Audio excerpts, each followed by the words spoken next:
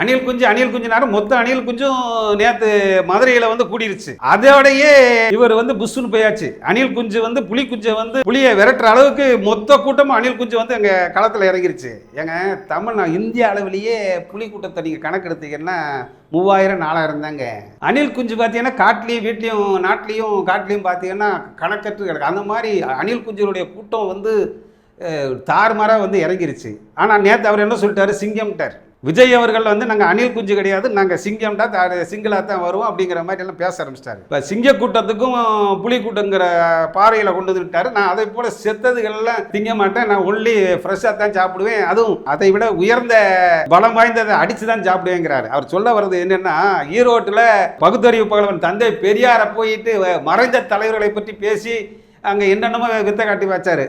திமுக நானும் தேர்தலில் நின்று ஈரோடு தேர்தலில் திமுக எந்த பொதுக்கூட்டமும் நடத்தலை. நீட்டாக தெருவா போய் வாக்காளர் பட்டியலை சரி பார்த்துட்டு மொத்தமாக சரி பார்த்துட்டு போயிட்டாங்க. 1.5 லட்சம் ஓட்டில் ஜெயிச்சு போயிட்டாங்க. அதனால நீங்க மூச்சு பிடிச்சி பேசுன இப்ப நாம் தமிழர் சீமான் ஒவ்வொன்றுக்கும் குரல் கொடுக்குறா. குரல் கொடுத்து நீ எங்க தீர்வு கண்ட அதை சொல்லுங்க.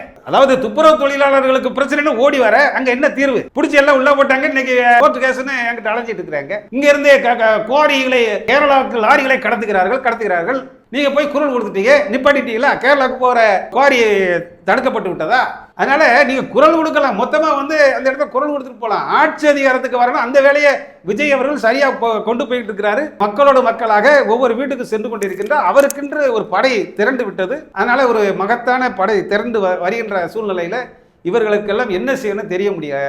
தமிழ்நாட்டில் எம்ஜிஆர், கலைஞர், அண்ணா காலத்து வரைக்கும், காமராஜர் காலத்து வரைக்கும் பார்த்தீங்கன்னா மக்களுடைய பிரச்சனைகளையும் மக்களுக்கான பிரச்சனைகளையும் பேசி தான் வந்தாங்க. அதுக்கப்புறம் திருமங்கலம் ஃபார்முலான்னு ஒன்று வந்துச்சு. அங்கே தான் பணம் கொடுக்கறத ஆரம்பிச்சாங்க. பணம் கொடுத்த ஃபார்முலா அதுக்கப்புறம் நம்ம ஐயா செந்தில் பாலாஜி வந்து அதை மிக சரியாக டேரா போட்டு அவர்களுக்கு சேர் போட்டு கூடாரத்தில் அடைச்சி வச்சார். அடைச்சு கும்பல் கொத்து கொத்தா கூட்டத்தை அடைச்சி வச்சு அதை ஓட்டா மாற்றி பார்த்தார். இப்போ அதையெல்லாம் தாண்டி முழிக்கிறாங்க. தமிழ்நாட்டுடைய அரசியல்வாதிகள் பணம் கொடுத்து பார்த்தாச்சு, பாட்டில் கொடுத்து பார்த்தாச்சு.